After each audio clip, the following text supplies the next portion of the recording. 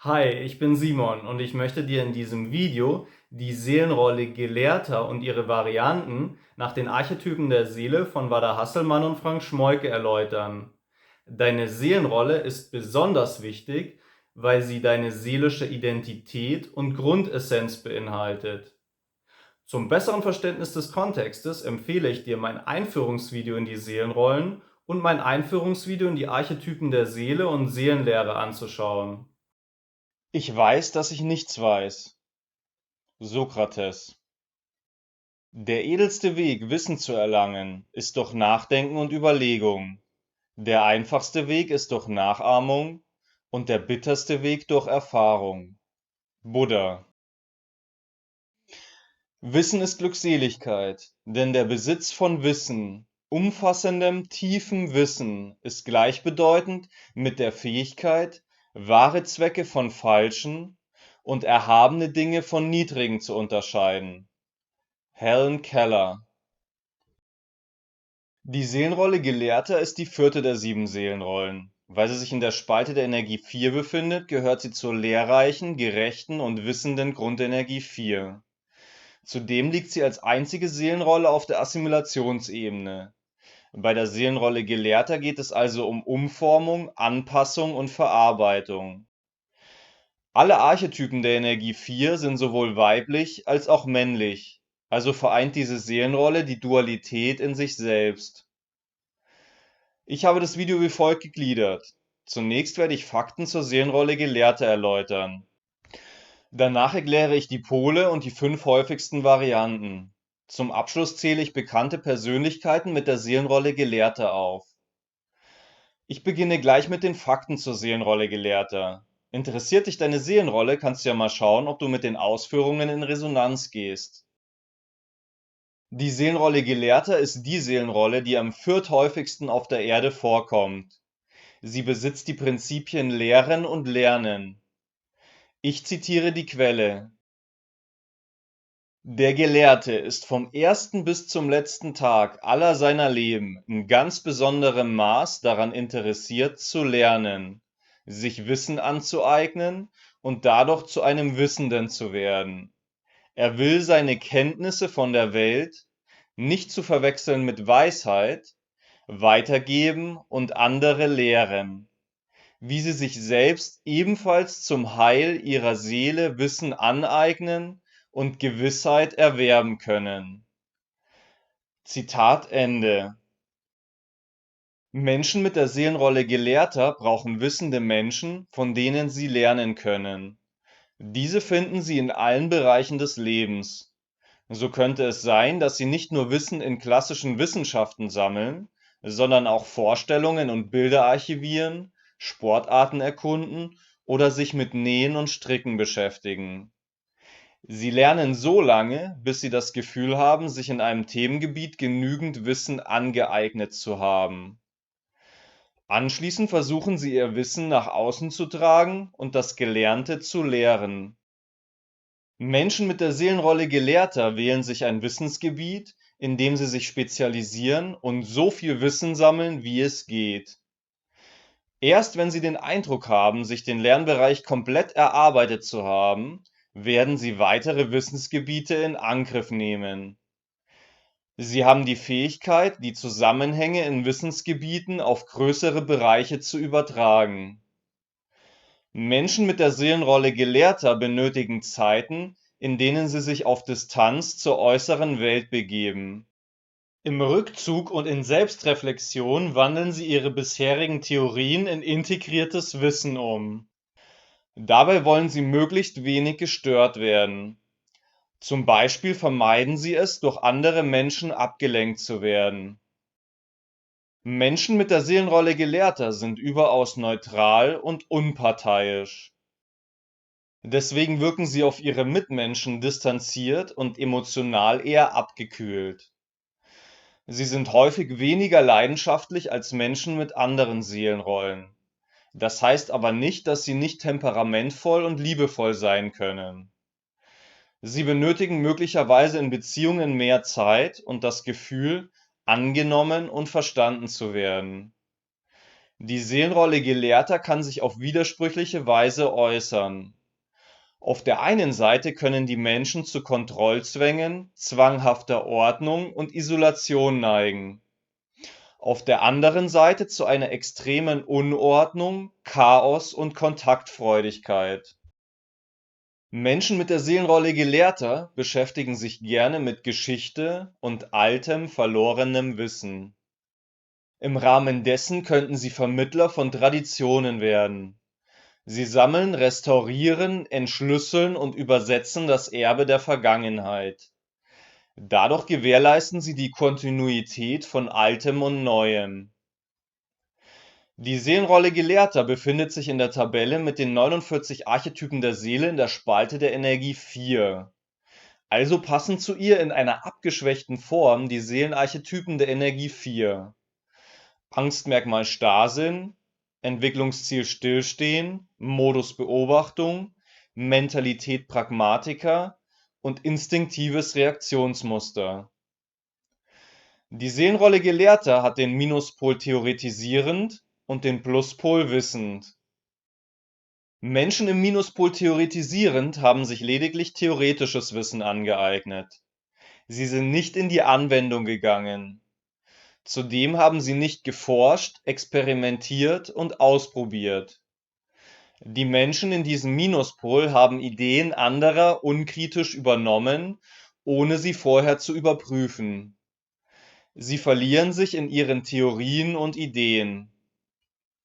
Menschen im Pluspol wissend beherrschen ihr erarbeitetes Wissensgebiet. Sie haben leere Theorie in Gewissheit umgewandelt. Im Zuge dessen haben sie die Ideen und Vermutungen durch Anwendungen und Experimente überprüft. Ihr Wissen ist mit Freude und Liebe erfüllt. Sie sind von ihrer Lehre derart begeistert, dass sich ihre Begeisterung auf die Mitmenschen überträgt. Dadurch können sie ihr Wissen besser an andere vermitteln.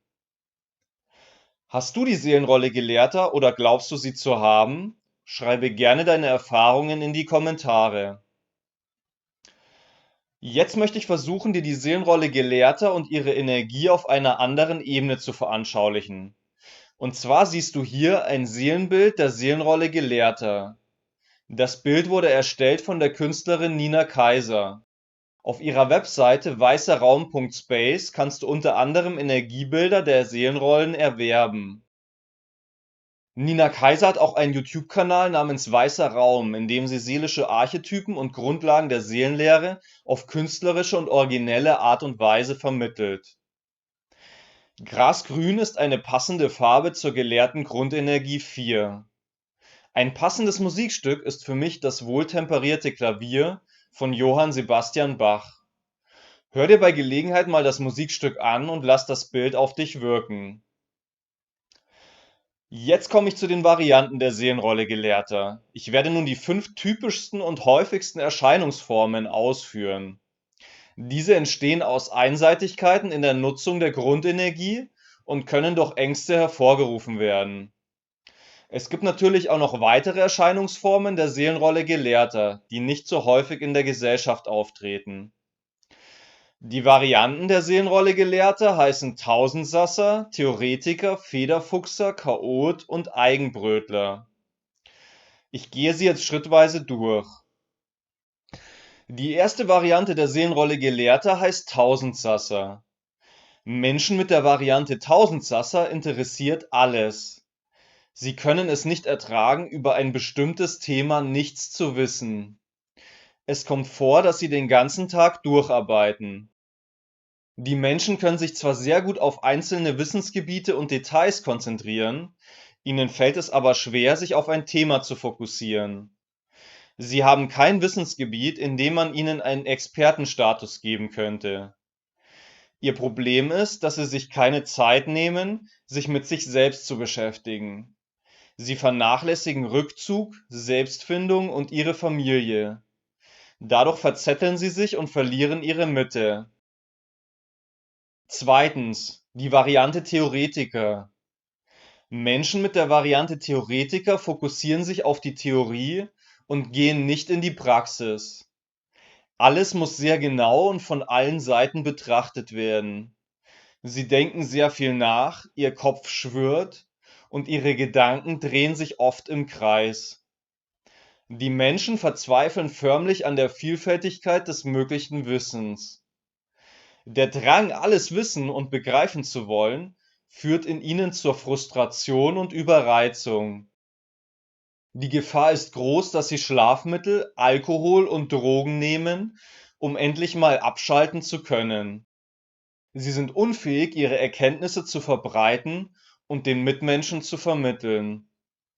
Für sie ist es ratsam, ein Gleichgewicht zwischen Sammeln und Verbreiten von Wissen herzustellen. Die dritte Variante heißt Federfuchser.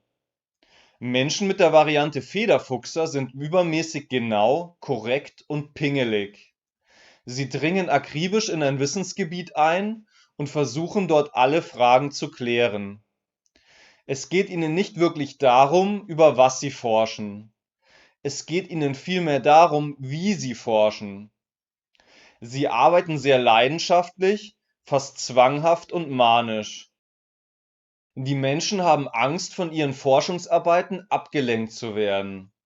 Sie vernachlässigen andere Lebensbereiche wie Partnerschaft, Freundschaft, Kinder und soziale Kontakte. Dadurch neigen sie zur Vereinsamung. Chaot ist die vierte Variante.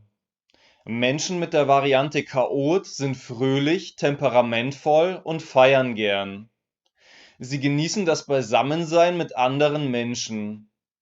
Die praktischen Anforderungen des Lebens kommen ihnen überflüssig vor.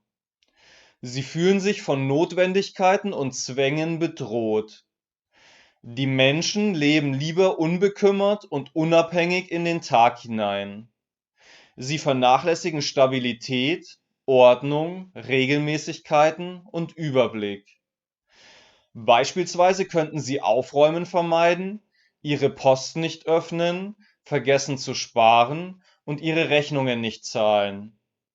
Für sie wäre es ratsam, das fehlende Vertrauen in Stabilität, Regelmäßigkeiten und Zukunft wiederherzustellen. Fünftens und letztens die Variante Eigenbrötler. Menschen mit der Variante Eigenbrötler behalten ihre Einsichten und Erkenntnisse für sich. Sie teilen ihr Wissen mit niemandem. Das liegt daran, dass sie Angst haben, dass die Mitmenschen kein Interesse und Bewunderung dafür zeigen. Als Kind haben sie vermutlich schon sehr früh die Erfahrung gemacht, dass andere Kinder sich für ihre Forschungen nicht interessieren. Im Erwachsenenalter befürchten sie nun erneut verletzt zu werden, wenn sie sich mitteilen. Menschen mit dieser Variante sind schüchtern und verhalten. Sie haben Angst, sich zu öffnen. Ihnen würde es helfen, wenn Sie nahen Bezugspersonen einen Teil ihres Wissens beibringen würden. Fühlst du dich von einer Variante der Seelenrolle Gelehrter angesprochen? Beispiele für bekannte Persönlichkeiten mit der Seelenrolle Gelehrter sind Günther Jauch, Silvio Berlusconi, Johann Sebastian Bach, Bill Gates und Johann Wolfgang von Goethe. Passende Beispiele für Frauen mit der Seelenrolle Gelehrter sind meiner Meinung nach Marie Curie, Helen Keller, Rachel Carson und Hannah Arendt. Gut, jetzt bin ich am Ende des Videos angelangt. Lass mich gerne in den Kommentaren wissen, ob du die Seelenrolle Gelehrter hast oder zu haben glaubst, welche Erfahrungen du bis jetzt mit der Seelenrolle Gelehrter gesammelt hast, wie du dieses Video fandest, was ich besser machen und was ich nochmal näher erläutern könnte. Für mehr Informationen zu den Seelenrollen empfehle ich das Buch Archetypen der Seele von Wada Hasselmann und Frank Schmoyke. Zu den Varianten der Seelenrollen das Buch Seelenelixiere. Zur Erkundung deiner Seelenrolle das Archetypenhandbuch. Auf der Webseite www.septana.de findest du Trance-Medien, die dir deine Seelenrolle und andere Archetypen ermitteln und dich darüber hinaus noch beraten können. Auf der Webseite www.seelenakademie.org gibt es weiterführende Informationen, Materialien und Möglichkeiten des Austauschs. Wenn dir das Video gefallen hat, würde ich mich sehr über einen Daumen nach oben freuen und darüber, dass du das Video mit anderen teilst. Wenn du mehr Videos zu den Archetypen der Seele und Seelenlehre nach Wada Hasselmann und Frank Schmoike anschauen möchtest, abonniere gerne den Kanal. Schön, dass du dabei warst. Dein Simon.